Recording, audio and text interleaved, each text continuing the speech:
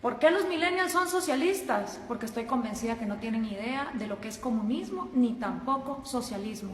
Cuando un millennial nos dice que quiere socialismo, nunca nos dice realmente qué es lo que quiere, cómo ambiciona que ese gobierno va a funcionar. No tiene idea de cómo van a funcionar las medidas políticas y económicas. Por eso se me ocurrió hacer socialismo para millennials. Bienvenidos. Vamos a arrancar desde la era industrial, cuando en el siglo XIX empiezan un montón de pensadores a pensar cosas que se denominaron como la filosofía socialista. Entre ellos estaba Giuseppe Mazzini. No digas tú, di nosotros. Esta visión de que renunciar al yo era lo mejor que le podía pasar a la sociedad. También Pierre-Joseph Proudhon, que dijo, la propiedad es robo. Estos dos contemporáneos inspiraron a Carlos Marx y a Federico Engels. Carlos Marx y Federico Engels se conocieron en 1843, 5 años antes de que escribieran el Manifiesto Comunista. Carlos Marx, hijo de padres judíos que dejaron la religión judía y se convirtieron al protestantismo, fue expulsado de Alemania, de Francia, de Bélgica, hasta que finalmente se va a Inglaterra, y en Manchester, junto con Federico Engels, un burgués, un hijo de industriales, ellos dos pues hacen el Manifiesto Comunista y describen el capital. Cosas interesantes. Carlos Marx trabajó muy poco en su vida y a la edad que yo tengo, 31 años, se retiró para ser un mantenido de Federico Engels por el resto de sus días. Vivió en Soho, Inglaterra, todo ese tiempo, y después de los 31 años nunca más volvió a trabajar. Estos dos personajes creyeron que habían descubierto el agua azucarada y que la época que estaban viviendo era una época única en la humanidad. Dicho en las palabras del mismo Carlos Marx, de este libro, The Politics Book, comunismo es el enredo de la historia resuelto. Para ellos el comunismo venía a resolver todas las luchas históricas. Según Marx y Engels, después de ellos la historia no volvería a ser la misma. Pero pensemos un poco en cuál era el mundo industrial en el que se movían Carlos Marx y Federico Engels. Para empezar, la filosofía que estos dos señores hicieron estaba inspirada para Alemania e Inglaterra, países industriales que tenían una gran industria que estaba cada vez más creciendo, no para países agrícolas. Y resulta que ni Inglaterra ni Alemania pusieron jamás en práctica las teorías de Marx ni de Engels tampoco. Quienes las pusieron en práctica fueron países agricultores que no contaban con las particularidades que Carlos Marx decía deberían de ser lo primero que debería haber, que es capital, manufactura e industria. En los países que más adelante vamos a ver, nos vamos a dar cuenta que no se puso en práctica. Además de esto, pensemos un poco en el mundo de estos dos señores. El mundo en el que se mueve Carlos Marx y el mundo en el que se mueve Federico Engels, 1848, es un mundo donde la esclavitud todavía era legal en Estados Unidos y en Europa, donde las mujeres no podíamos votar, prácticamente no teníamos ningún derecho porque éramos consideradas demasiado idiotas como para trabajar y votar. Era un mundo donde no había aviones, no había teléfonos, no había electricidad, no había inodoros, no había tampoco radios, no había televisión, no había satélites en el espacio, no había la mayor cantidad de profesiones que hoy por hoy existen en el mundo. Era otro mundo. Era una época donde estos dos hombres tuvieron la arrogancia de decir, de aquí para adelante la historia ya nunca va a cambiar. Ellos no tomaron en cuenta los avances tecnológicos, pensaron que la industria y esa época de los miserables iba a quedarse ahí para siempre. ¿Y en qué se basa esta crítica que estamos haciendo de el comunismo? Pues se basa en la crítica al proyecto de Gotha, escrito por Carlos Marx, El Capital, también escrito por Carlos Marx en 3 tomos, que por cierto el segundo tomo se imprimió luego de que Marx haya muerto, él ni siquiera lo vio publicado, y por supuesto el Manifiesto Comunista. Vamos a ver entonces, el Manifiesto Comunista se basa en 2 fases. Esta es la primera fase que tiene 10 puntos.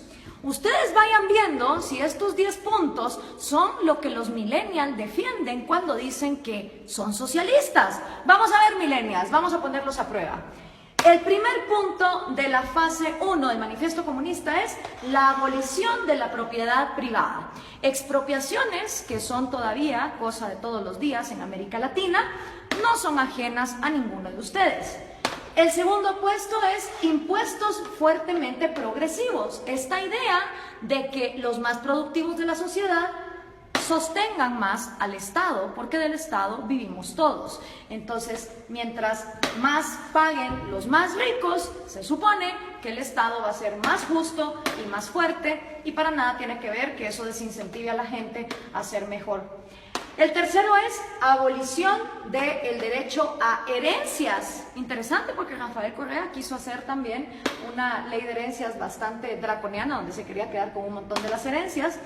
El cuarto es confiscar la propiedad a emigrantes. Interesante que lo primero que hacen los regímenes socialistas y comunistas es no dejar que venga inversión extranjera, porque supuestamente en el himno socialista todos los obreros se van a agarrar de las manos, pero para lo que se trata de comercio todos somos enemigos. El quinto es centralización del crédito, que solo podías endeudarte con el Estado. La sexta es centralización de los medios de comunicación y transporte. ¿Les suena familiar? Prácticamente en toda América Latina, los regímenes del socialismo del siglo XXI han acaparado los medios. Expansión de empresas estatales. El Estado lo puede hacer todo mejor, porque el Estado es más inteligente que todos los individuos en sociedad. Distribución igualitaria del trabajo, que trabajen igual los más capaces que los menos capaces, los más talentosos que los menos talentosos. Combinar agricultura con industrias manufactureras. Y por último, educación gratis, y esto va a escandalizar un montón a los progres. Carlos Marx estaba a favor del trabajo infantil. Sí, señoras y señores, para Carlos Marx la educación debía ser gratis. Mentira, nada es gratis, todo lo paga alguien, pero como el Estado lo iba a expropiar todo, la educación entonces sería gratuita para que fuera combinada con producción industrial, es decir, que los niños desde que están estudiando trabajaran.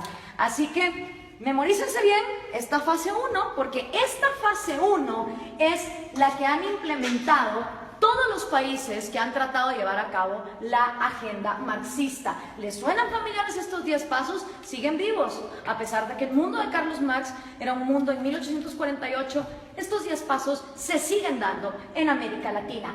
Esta fase 1 para Carlos Marx es la fase socialista.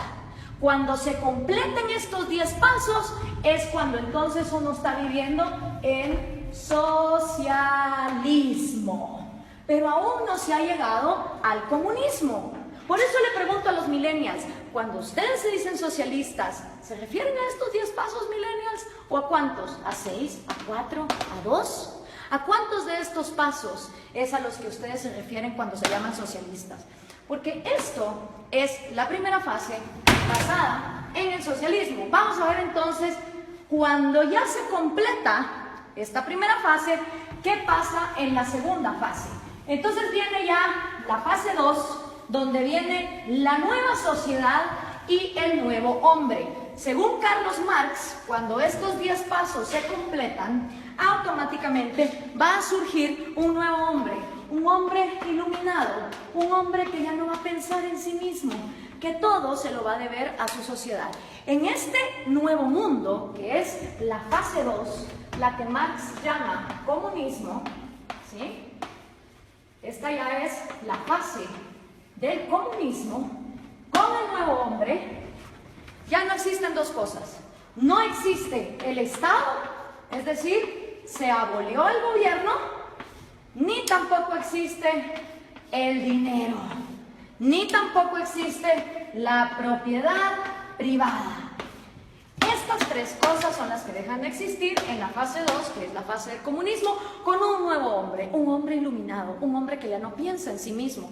Marx nunca dijo cómo en el cerebrito de este hombre iban a dejar de existir sueños propios, necesidades propias, anhelos, talentos. Él nunca lo explicó. Para él, de manera mágica, después de que la fase 1 fuera completada, se pasaba automáticamente a la fase 2, donde este hombre nuevo iba a trabajar a la par de hombres más mediocres y menos talentosos, pero siempre recibiendo lo mismo. ¿Y cómo iba a funcionar la distribución de productos. Bueno, pues iba a haber un gran almacén y en este almacén la comunidad, ya sin Estado, ya sin gobierno, ya sin dinero, te iba a proveer a ti de todos los productos y servicios que tú ibas a necesitar. Entonces todas las personas, no importa sus talentos, iban a llegar a intercambiar. Si por ejemplo producían yesos, pues un yeso por 1 kilo de arroz. Y decía Marx que suponiendo que este hombre, en lugar de producir un yeso, hubiera producido 3 y este solo hubiera producido 2, en esta segunda fase, este hombre que produjo 3 yesos, no le iba a importar recibir también 1 libra de arroz para compararse con este. Según Marx, iba a llegar un momento donde el más talentoso y el que más trabajaba no le iba a importar recibir igual que el que trabajaba menos y el que era más mediocre. Ahora veamos, ¿se cumplió esta fase 2? ¿O qué es lo que ha pasado en la historia de la humanidad con la gente que ha llevado a cabo la agenda marxista? Bueno, pues los primeros que trataron de llevar a cabo la agenda marxista fueron Trotsky, Stalin y Lenin. 70 años después del manifiesto comunista, ellos son los primeros en poner en práctica la teoría marxista, cuando en 1918 deciden cortarle la cabeza a los sanguinarios explotadores, y de verdad que lo eran, de la dinastía Romanov, que era la monarquía que imperaba en Rusia. 2 errores. Primero, Marx escribe una teoría para Inglaterra y Alemania, que su problema no era, digamos, el de una monarquía que incentivara la agricultura, sino que eran países industriales. Rusia era feudal, bastante feudal. Estas 3 personas entonces ponen los primeros 10 pasos de Carlos Marx en marcha y llegaron a la fase 2, llegaron a este gran almacén. Realmente no. Ni se abolió la propiedad privada, ni se abolió el dinero, y el Estado, en lugar de aniquilarse, se fue volviendo más y más grande hasta volverse totalitario. ¿Y entonces qué pasó? En toda Unión Soviética se desplegaron los gulags. Cada uno de esos puntitos rojos que ustedes ven ahí son los gulags, los campos forzados de trabajo. Claro, desgraciadamente en esa época no había Twitter, no había Facebook, no había Instagram, entonces era muy difícil tener récords de las atrocidades y las violaciones a los derechos humanos que se daban en estos campos de concentración en condiciones de temperatura bastante salvajes y teniendo a la gente hasta lo último en el punto de inanición. Y para darles un ejemplo concreto, aquí hay una foto del Gulag de Ucrania, que era una parte fundamental para el sustento económico del Imperio Soviético, ya que producía 80% del carbón, 85% del hierro y el 70% de los metales. ¿No les suena familiar Venezuela? A ustedes que con el petróleo los tienen similar así. Después de la Unión Soviética, y que ojo, nunca se llegó a la fase 2 de comunismo, podemos decir entonces que lo único que hubo en Rusia fue socialismo, porque nunca se llegó a la fase 2.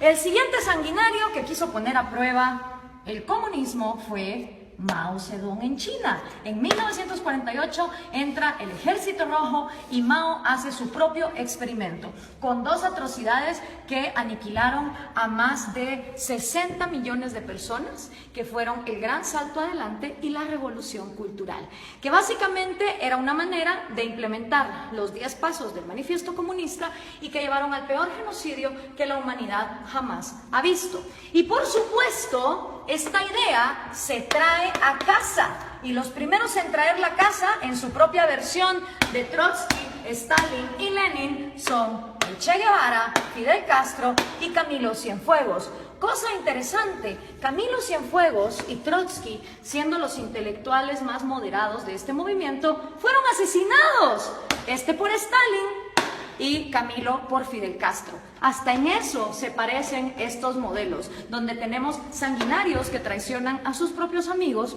cuando no se vuelven tan pues crueles y dictadores como ellos. Ahora veamos la línea. Entra Fidel Castro a Cuba y obviamente Fidel Castro sigue influyendo en la región.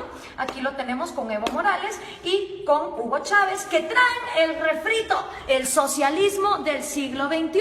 La misma idea, los mismos 10 pasos, la misma utopía, llegar al gran almacén donde hasta el talentoso iba a renunciar por el mediocre. Y esto se sigue pasando. Aquí está Hugo Chávez con Kirchner, Néstor Kirchner y con Lula da Silva. Y por supuesto sus nuevos reciclados, Dilma Rousseff, que acaba de ser destituida, Mujica, Cristina Kirchner con Hugo Chávez. Si podemos ver, la línea es directa, las ideas son las mismas, es la misma receta y el resultado es el mismo. Entonces, ¿por qué los millennials insisten en ser socialistas? No me cabe la menor duda que es porque no conocen su historia, no tienen idea de lo que significa el socialismo, ni tampoco tienen idea de que el comunismo llega hasta una fase 2 que nunca antes se ha dado. Veamos algunos resultados por acá. Tenemos la cantidad de muertos que el comunismo ha producido. En la Unión Soviética 20 millones, en China 65 millones, en Vietnam 1 millón. En Corea del Norte se calcula, porque obviamente no se sabe, 2 millones, en Camboya otros 2, en Europa del Este 1 millón, en Latinoamérica 150.000, en África 1.7, en Afganistán 1.5, para llegar a 94.3 millones, según los datos estadísticos de los mismos gobiernos. ¿Y quiénes han intentado el proyecto comunista? Nada más y nada menos que la mitad del territorio del mundo.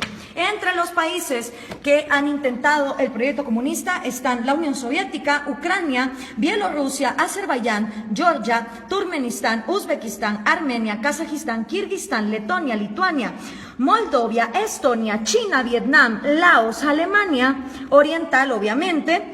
Está también Hungría, Checoslovaquia, Rumania, Yugoslavia, Albania, Bulgaria, Corea del Norte, Cuba, Camboya, Etiopía, Angola, Mozambique, Nicaragua, Afganistán y por supuesto Venezuela, si tomamos en cuenta lo que se ha llevado a cabo. ¿Cuáles son tus probabilidades de toparte con el comunismo? Son increíbles. Imagínate que vos podés tener antepasados de Hungría o antepasados de Cuba y vivir en Guatemala y te vas a haber topado con el comunismo.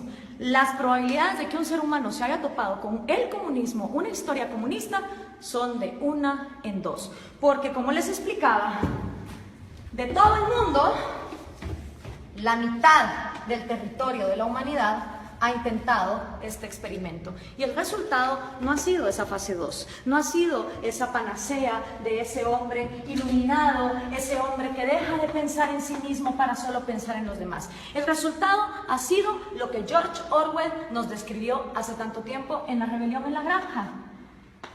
Los humanos en el poder se vuelven los cerdos y para los cerdos hay todo, mientras que para el resto de animales no hay nada. En lugar de llegar a la fase 2, se llega a un lugar donde la burguesía son los nuevos, ya sean los Stalin, ya sean los Mao, ya sean los Castro, ya sean los Morales o los Chávez. Solo ellos se vuelven la burguesía, solo ellos se vuelven la élite, a costa de que todos los demás estén bien jodidos.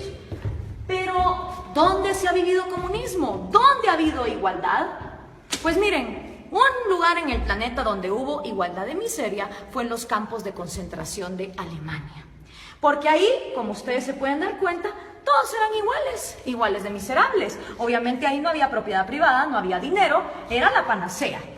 Y Viktor Frankl, que no se lo contaron, él lo vivió, él estuvo en un campo de concentración, uno de los psicólogos más reconocidos del siglo XX, hizo un llamado muy interesante.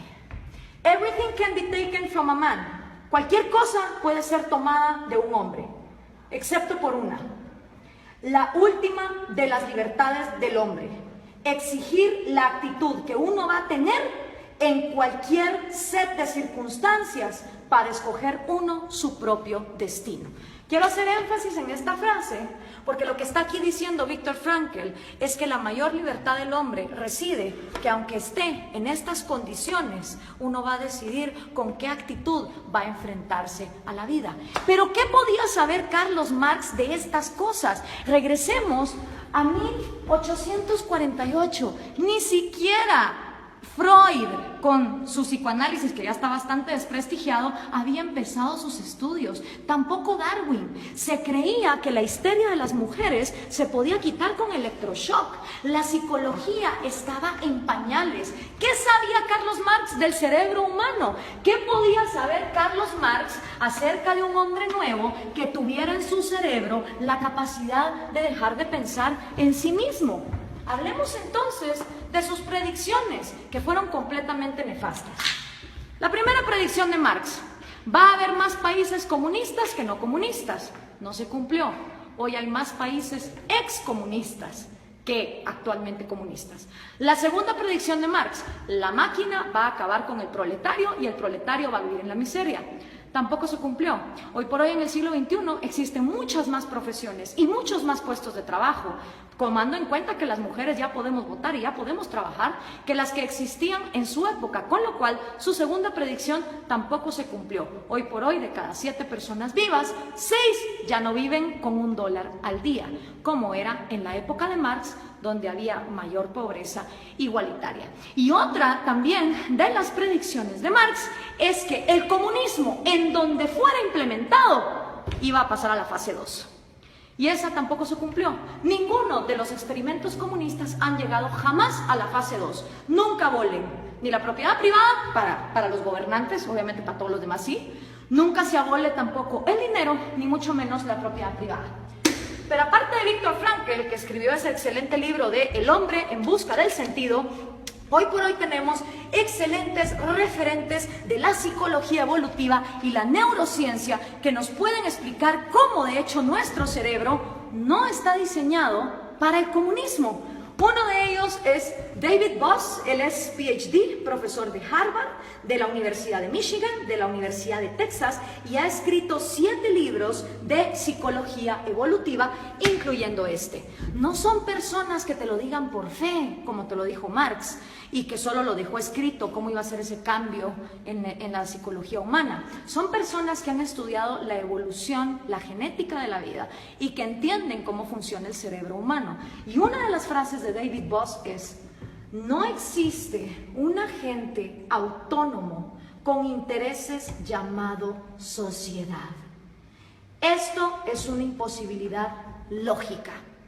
Sociedad como tal no piensa, no come, no llora, no tiene intereses.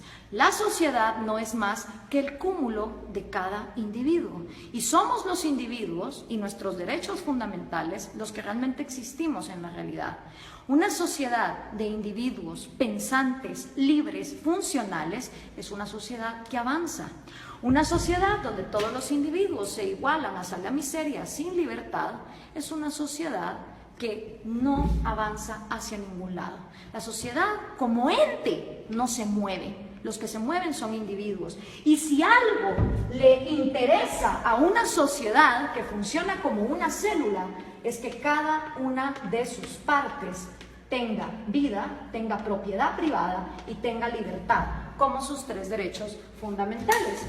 Pero si eso no fuera poco, Steven Pinker, que también es un PhD, él se ha ganado el premio de la Academia Nacional de Ciencias a la mejor investigación en Inglaterra en 1993. También se ha ganado el premio de la Sociedad Cognitiva de la Neurociencia en el 2010 y ha sido 2 veces finalista del premio Pulitzer. Escribió el libro ¿Cómo funciona nuestra mente? Y una de las frases de Steven Pinker es: el mejor argumento contra el totalitarismo es reconocer una naturaleza humana universal, que todos los seres humanos tenemos un deseo innato por la vida, la libertad y la búsqueda de la felicidad. ¿Qué quiere decir esta frase? Que todas las personas, nazcamos donde nazcamos, en el país en el que nazcamos, en la cultura en que nazcamos, traemos 3 deseos innatos: el amor por nuestra vida, el amor por nuestra libertad y el amor por la propia búsqueda de la felicidad. ¿Qué significa eso?